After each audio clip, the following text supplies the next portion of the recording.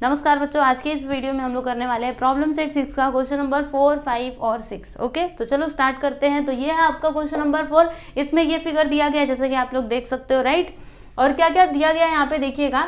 In the given figure, यानी कि इस फिगर में C is the centre of the circle, हमको पता है, ये देखो दिखाई भी दे रहा है। And Q T is the diameter, right. C T कितना दिया है, ये देखो 13, तो यहाँ पे लिखते हैं 13 यूनिट। और सी पी कितना है 5। ओके, ये आपका C2P कितना है स्टूडेंट 5, यहाँ पर लिख दिया 5।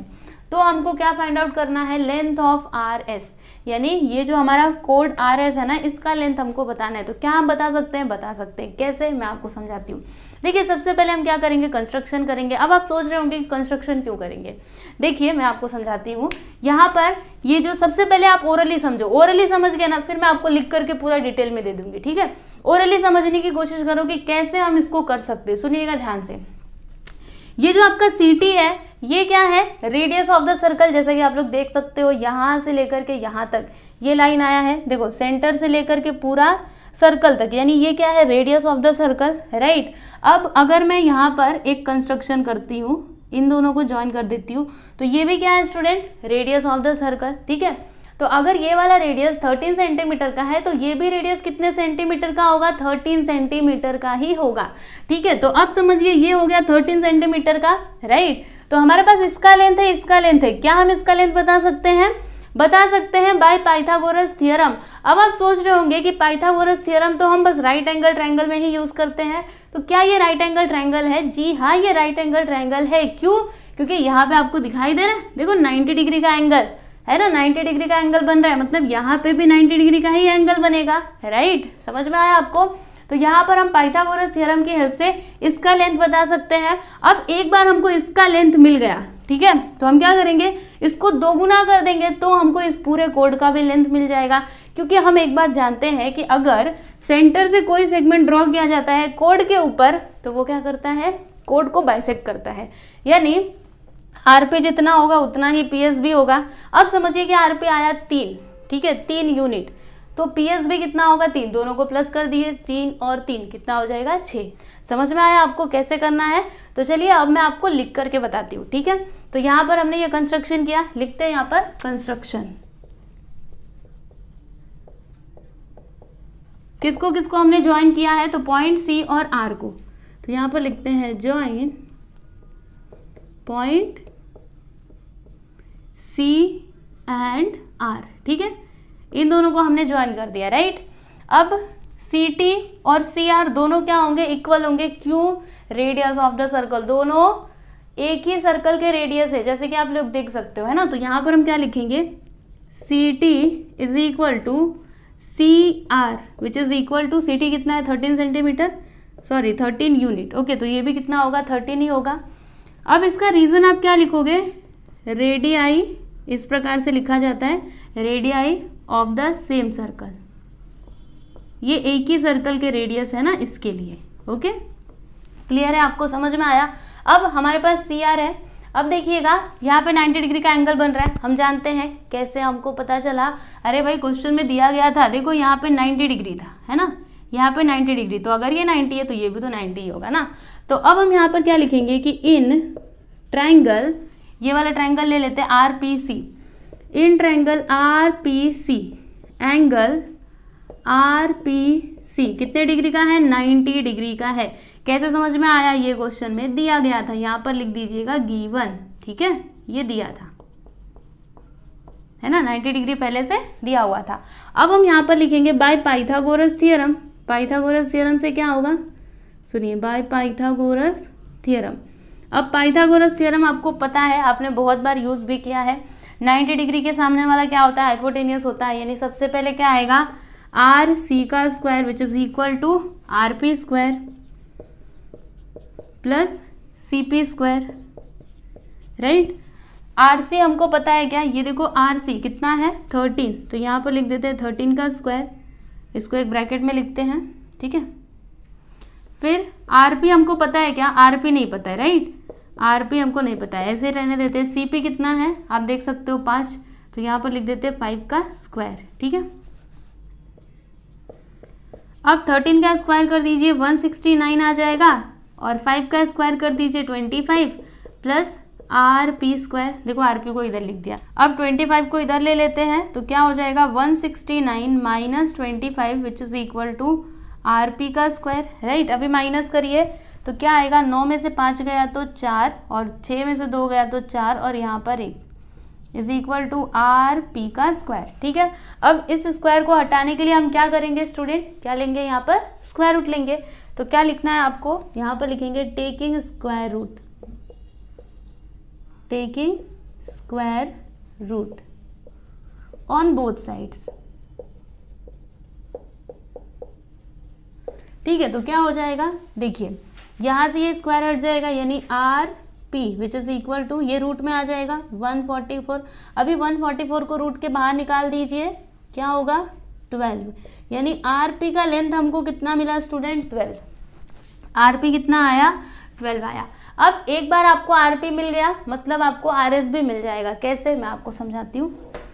देखिए यहाँ पर हम क्या लिखेंगे कि सिग C P is perpendicular on कोड आर एस। ये हमको कैसे समझ में आया, देखिए यहाँ पे अगर 90 डिग्री का एंगल बन रहा है यानी सी पी परपेंडिकुलर है आर एस के ऊपर, तो यहाँ पर हम क्या लिख देंगे गिवन, ये दिया गया है, ठीक है।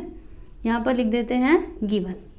अब हमको एक बात पता है कि अगर हम सेंटर से कोई सेगमेंट खींचते हैं इस कोड के ऊपर तो वो क्या करता है, कोड को बाइसेक्ट करता है। तो यहाँ पर हम वही वाला स्टेटमेंट लिखेंगे। क्या लिखेंगे हम यहाँ पे, मैं आपको बताती हूँ। यहाँ पर लिखिएगा perpendicular drawn from the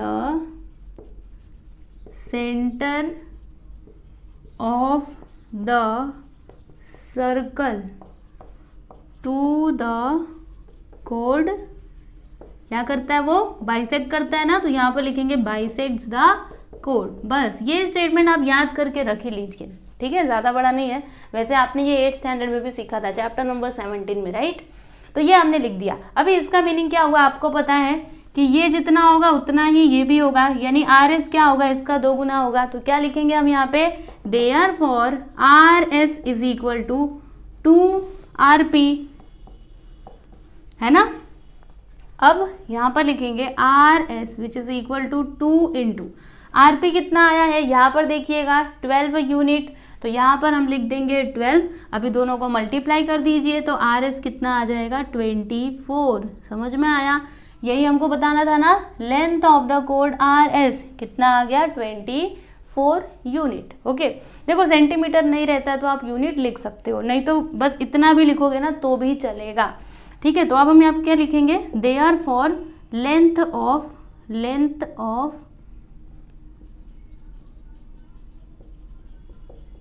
code R S is equal to 24।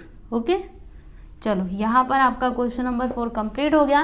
तो लिखिए इसको, ज़्यादा कुछ इसमें था नहीं, है ना। कुछ था क्या, देखो ध्यान से देखो, समझने की कोशिश करो, आपको फटाक से समझ में आएगा। यहाँ पर देखिएगा, ये है आपका क्वेश्चन नंबर 5। तो क्वेश्चन नंबर 5 में ना आपको ये फिगर दिया गया है और क्या बोला जा रहा है कि P is the centre of the circle, कोड AB एंड कोड DC intersect on the diameter at point E। If angle AEP congruent to angle DEP, then हमको प्रूव क्या करना है, AB is equal to CD। तो ये हम कैसे प्रूव करेंगे, अच्छा AB क्या है, कोड है, CD भी क्या है स्टूडेंट, कोड है। तो ये दोनों कोड को हमको इक्वल लाना है, तो कैसे लाएंगे, देखो आपने ये प्रॉपर्टी पढ़ी होगी, कौन सी प्रॉपर्टी, पेज नंबर 81 पे देखिएगा, रिमेंबर दिस में ये प्रॉपर्टी दी गई है ना, the chords equidistance from the centre of a circle are congruent. यानी सुनिएगा ध्यान से, देखो सेंटर से अगर ये दोनों कोड्स इक्वल डिस्टेंस पे रहेंगे तो ये अपने आप में क्या हो जाएंगे, कॉन्ग्रुएंट हो जाएंगे, यानी कि इक्वल भी रहेंगे, ठीक है। तो हम क्या करेंगे, यहाँ पे कंस्ट्रक्शन करेंगे। कैसा कंस्ट्रक्शन, देखिए यहाँ से एक परपेंडिकुलर ड्रॉ करेंगे और यहाँ से एक परपेंडिकुलर ड्रॉ कर देंगे इस कोड के ऊपर।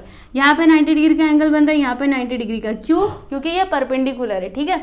इसका नाम हम दे देते हैं M और इसको नाम दे देते हैं N। तो अब सुनिएगा ध्यान से, हमको क्या यहाँ पे लाना है, अगर हम इसके इक्वल में इसको कर दे, ठीक है, इसके इक्वल में इसको कर दे तो हमको हमारा आंसर मिल जाएगा, यानी AB और CD ये दोनों इक्वल आ सकते हैं।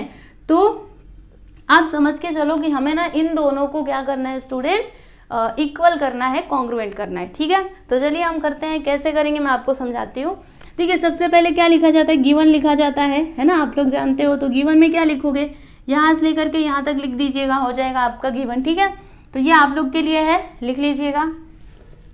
टू प्रूफ, क्या हमको प्रूफ करना है वो भी आप समझ लीजिए। A B is equal to C D, ये हमको प्रूफ करना है। हमने यहाँ पे कंस्ट्रक्शन भी किया ना, तो ये भी आपको लिखना चाहिए कंस्ट्रक्शन। क्या लिखेंगे कंस्ट्रक्शन में, बताइए। हमने क्या खींचा है, परपेंडिकुलर खींचा है ना, तो यहाँ पर हम लिखेंगे कि ड्रॉ परपेंडिकुलर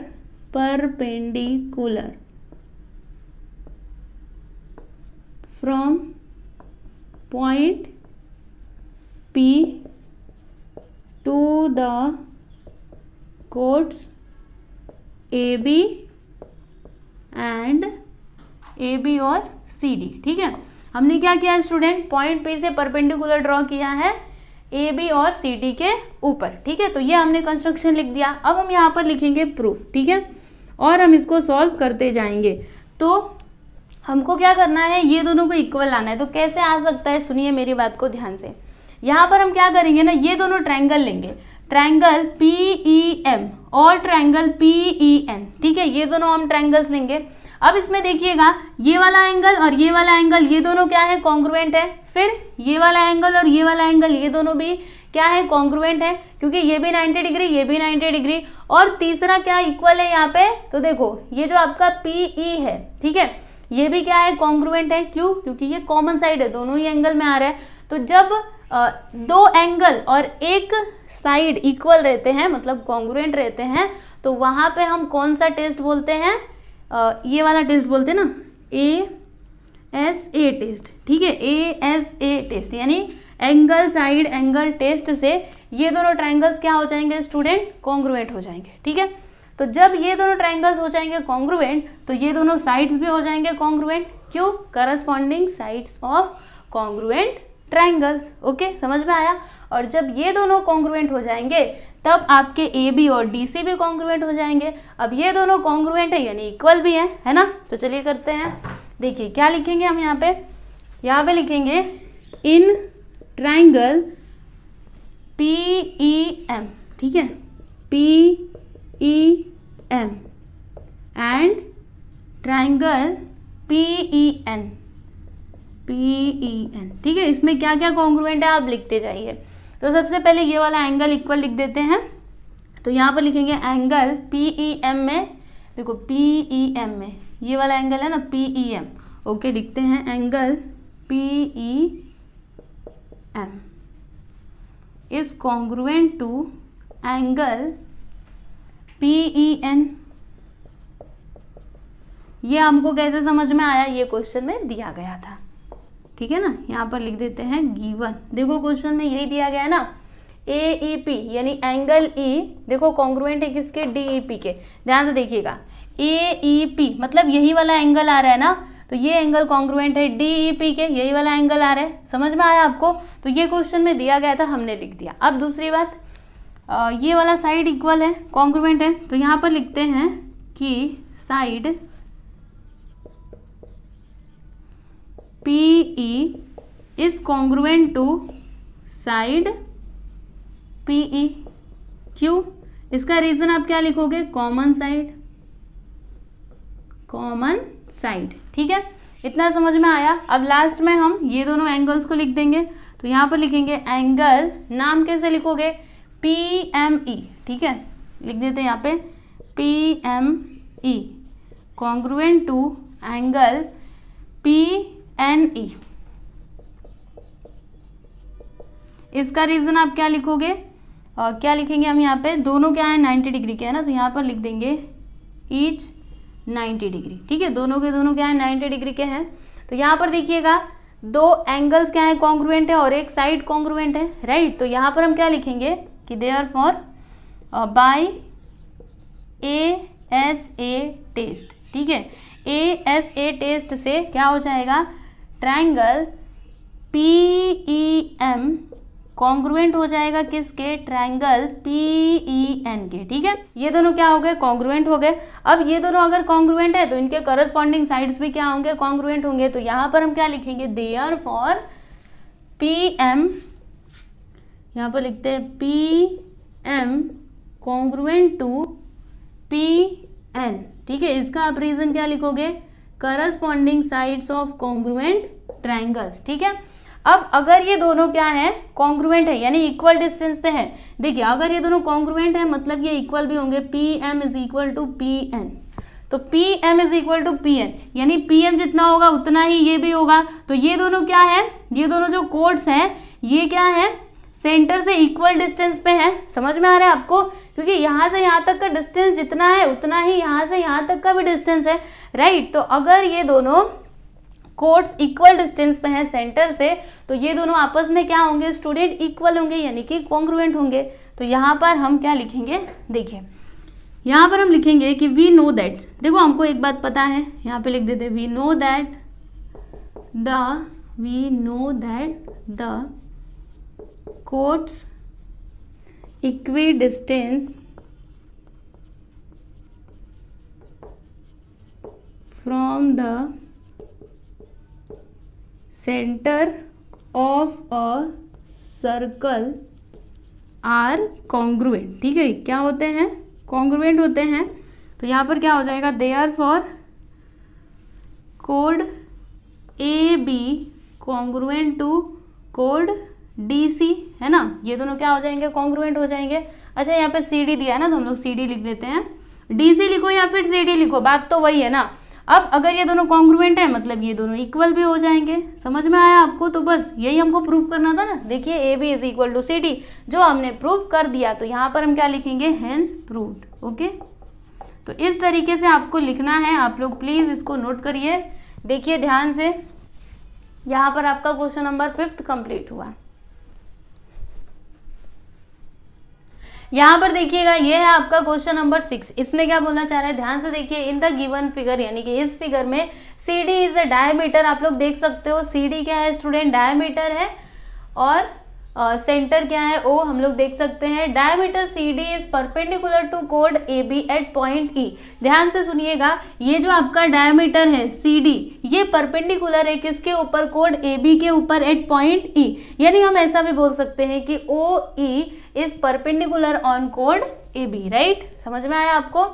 फिर हमको क्या शो करना है, show that triangle ABC is an isosceles triangle. हमको यहाँ पे ये शो करना है कि ये जो हमारा ट्रायंगल है, ट्रायंगल ABC, ये क्या है, आइसोसेलियस ट्रायंगल है, ये हमको प्रूव करना है। तो ध्यान से सुनिएगा, आइसोसेलियस ट्रायंगल मतलब क्या होता है, वो ट्रायंगल जिसके दो साइड्स क्या हो, इक्वल हो यानी कॉन्ग्रुएंट हो, ठीक है। जैसे अगर मैं इस साइड और ये वाला साइड दोनों को कॉन्ग्रुएंट कर देती हूँ तो मेरा क्वेश्चन सॉल्व हो जाएगा, है ना। प्रूव हो जाएगा कि ये क्या है, आपका आइसोसेलियस ट्रायंगल है, ठीक है। तो कैसे करेंगे, देखिए सबसे पहले तो गिवन लिखेंगे। अब गिवन आप लोग लिख सकते हो, मैं लिख नहीं रही हूँ, आप प्लीज गिवन लिखिएगा। क्या लिखोगे मैं आपको बताती हूँ, देखो यहाँ से आप लिख लीजिएगा CD is a diameter of the circle with centre O, diameter CD is perpendicular to कोड AB एट पॉइंट E। बस इतना ही लिखिएगा, चलेगा, ठीक है। अब हमको प्रूफ क्या करना है, यहाँ पर लिखते हैं टू प्रूव। क्या प्रूव करना है हमको, देखो triangle ABC is an isosceles triangle, ठीक है, ये हमको प्रूव करना है। आइसोसेलियस ट्रायंगल मतलब पूरा यहाँ पे लिख देते हैं, that is AC is congruent to BC, ठीक है, ये हमको लाना है। अगर हमने ये ला दिया तो समझिए हमने ये क्वेश्चन सॉल्व कर दिया, ठीक है। तो चलिए अभी हम इसको प्रूव करते हैं। तो कैसे करेंगे मैं आपको बताती हूँ। यहाँ पे क्या बोला गया था कि CD क्या है, परपेंडिकुलर है AB के ऊपर, राइट। तो हम ऐसे भी तो बोल सकते हैं ना कि OE परपेंडिकुलर है कोड AB के ऊपर, राइट। तो यहाँ पर हम क्या लिखेंगे, यहाँ पर लिखेंगे हम कि diameter CD is perpendicular on code AB, ठीक है। ये तो क्वेश्चन में दिया गया है, राइट, ये है गिवन, खुद से नहीं लिखा, क्वेश्चन में दिया गया है। तो अब हम इसको कैसे लिख सकते हैं, सेग OE, देखो जो आपका सेगमेंट OE है ये क्या हो जाएगा, परपेंडिकुलर ऑन कोड ए बी। वही तो लिखा है, कुछ भी अलग थोड़े ना लिखा है, देखो ना वही लिखा है, सी डी परपेंडिकुलर है इसके ऊपर तो हमने लिख दिया, ओ ई परपेंडिकुलर है ए बी के ऊपर, हम ऐसा लिख सकते हैं। ठीक है, इतना क्लियर है आपको। अब हम एक बात जानते हैं कि सेंटर से जो सेगमेंट ये कोड के ऊपर आता है वो क्या करता है, कोड को बाइसेक्ट करता है, यानी कि 2 इक्वल पार्ट्स में डिवाइड करता है। तो यहाँ पर हम क्या लिखेंगे, देखिए यहाँ पर लिखेंगे हम A E is equal to B E. ऐसा क्यों स्टूडेंट, क्या लिखना पड़ेगा आपको, यहाँ पर लिख देंगे परपेंडिकुलर, पूरा स्टेटमेंट लिख देंगे जो मैंने आपको बताया था, perpendicular drawn from the centre of a circle to the code bisects the code. ठीक है, समझ में आया आपको, तो ये लिखना है, इसको लिख दीजिए इक्वेशन नंबर 1। ठीक है, और यहाँ पर आप ऐसे कॉन्ग्रुएंट का साइन लगा दीजिएगा। ठीक है, तो ए ई और बी ये दोनों क्या हो गए हैं, कॉन्ग्रुएंट, यानी ये दोनों क्या हो गए हैं, इक्वल हो गए हैं। ठीक है, तो अब हम क्या करेंगे, देखिए हमको करना क्या है, अभी ये दोनों ना इक्वल नहीं है, अभी ये दोनों कॉन्ग्रुएंट नहीं है, हमको तो ये प्रूव करना है। ठीक है, तो कैसे होगा मैं आपको समझाती हूँ, सुनिए। हम एक काम करेंगे, ये दोनों ट्रायंगल लेंगे, ये वाला और ये वाला, देखो ट्रायंगल ए ई सी और ट्रायंगल बी ई सी। ठीक है, अभी ये दोनों ट्रायंगल में क्या क्या इक्वल हो सकता है वो आप यहाँ पे देखिएगा। सबसे पहले बात तो ये दोनों एंगल्स क्या हो जाएंगे, कॉन्ग्रुएंट हो जाएंगे, और ये दोनों साइड्स भी क्या हो जाएंगे, कॉन्ग्रुएंट हो जाएंगे यहाँ से, और ये साइड भी हो जाएगा कॉन्ग्रुएंट। इस ट्रायंगल में ये वाला, फिर इस ट्रायंगल में ये वाला, ये दोनों क्या है, कॉमन साइड्स है ना, तो ये दोनों भी क्या हो जाएंगे, कॉन्ग्रुएंट हो जाएंगे। तो यहाँ पे कौन सा टेस्ट आएगा, SAS टेस्ट। ठीक है, SAS टेस्ट से ये दोनों ट्रायंगल्स क्या हो जाएंगे, कॉन्ग्रुएंट हो जाएंगे, और जब ये दोनों ट्रायंगल्स कॉन्ग्रुएंट हो जाएंगे तो जो इनके करस्पॉन्डिंग साइड्स होंगे वो भी क्या हो जाएंगे स्टूडेंट, कॉन्ग्रुएंट हो जाएंगे, है ना। तो चलिए यहाँ पर हम लिखेंगे, यहाँ पर लिखेंगे इन ट्रायंगल AEC।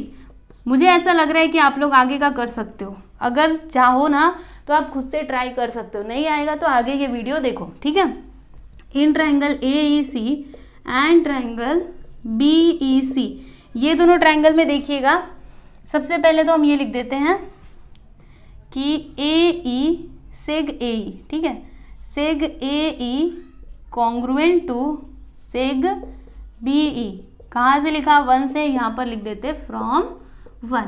ठीक है, समझ में आया आपको। उसके बाद एंगल लिखते हैं, ये वाला एंगल, तो यहाँ पर लिखते हैं angle AEC is congruent to angle BEC। ठीक है, BEC, इसका रीजन आप क्या लिखोगे, दोनों भी क्या है, 90 डिग्री के हैं, है ना, तो यहाँ पर हम लिख देंगे ईच ऑफ 90 डिग्री। ठीक है, और C और C क्या हो जाएंगे, कॉन्ग्रुएंट, तो यहाँ पर हम लिख देते हैं साइड। देखो साइड लिखोगे तो भी चलेगा, सेग लिखोगे तो भी चलेगा। ठीक है, यहाँ पे आप साइड लिख सकते थे, चलो मैं चेंज कर देती हूँ, साइड लिख देती हूँ SID, यहाँ पे भी साइड लिख देती हूँ SID। ठीक है, यहाँ पर लिखते हैं side CE is congruent to side CE। Okay, इसका आप रीजन क्या लिखोगे, कॉमन साइड, कॉमन साइड। ठीक है, तो यहाँ पर कौन सा टेस्ट आएगा स्टूडेंट, देखो साइड एंगल साइड टेस्ट, यानी कि SAS टेस्ट। तो यहाँ पर हम लिखेंगे कि by SAS test, SAS test से क्या हो जाएगा, ये दोनों ट्रायंगल्स क्या हो जाएंगे, कॉन्ग्रुएंट हो जाएंगे। तो यहाँ पर हम लिखते हैं triangle AEC, triangle AEC is congruent to triangle BEC। Okay, समझ में आया आपको, ये दोनों ट्रायंगल्स ना अभी कॉन्ग्रुएंट हो चुके हैं। तो अगर ये दोनों ट्रायंगल्स कॉन्ग्रुएंट है तो फिर इनके करस्पॉन्डिंग साइड्स भी क्या होंगे, कॉन्ग्रुएंट होंगे। तो अब मैं यहाँ पर लिखूंगी side AC is congruent to side BC। ठीक है, इसका आप रीजन क्या लिखोगे, आपको पता है क्या लिखना होता है, corresponding sides of congruent triangles. Okay, समझ में आया आपको। तो यही हमको प्रूव करना था ना, यहाँ पर आप देख सकते हो AC is congruent to BC, जो हमने प्रूव कर दिया है, राइट। तो अब हम यहाँ पर लिखेंगे देयरफॉर ट्राइंगल, देखो इसके ये दोनों साइड्स क्या है स्टूडेंट, कॉन्ग्रुएंट है, यानी ये जो आपका ट्राइंगल है ये क्या है, आइसोसेलियस ट्राइंगल है। तो यहाँ पर हम लिख देंगे therefore triangle ABC is an isosceles triangle, ठीक है, आइसोसेलियस ट्राइंगल यहाँ पर लिख दीजिए, हेंस प्रूव्ड। ओके, जो हमको प्रूव करना था वो हमने प्रूव कर दिया, आप लोग देख सकते हो, राइट। समझ में आया, देखो कितना आसान था, बस आपको पिछले सारे क्वेश्चंस आने चाहिए, फिर ये वाला भी क्वेश्चन आप बहुत ही आसानी से सॉल्व कर पाओगे, ठीक है। तो देखिए इसको, यहाँ पर आपका प्रॉब्लम सेट 6 कंप्लीट हो गया, इसमें बस इतने ही क्वेश्चंस दिए गए थे, सबके सब हमने सॉल्व कर लिए हैं। और जो पिछले क्वेश्चंस थे मैंने आपको बोला है कि आप डिस्क्रिप्शन में जा करके लिंक दिया है, आप चेक कर सकते हो और वो सारे क्वेश्चंस को भी देख सकते हो, ठीक है। तो चलिए स्टूडेंट्स, मिलते हैं हम नेक्स्ट वीडियो में, धन्यवाद।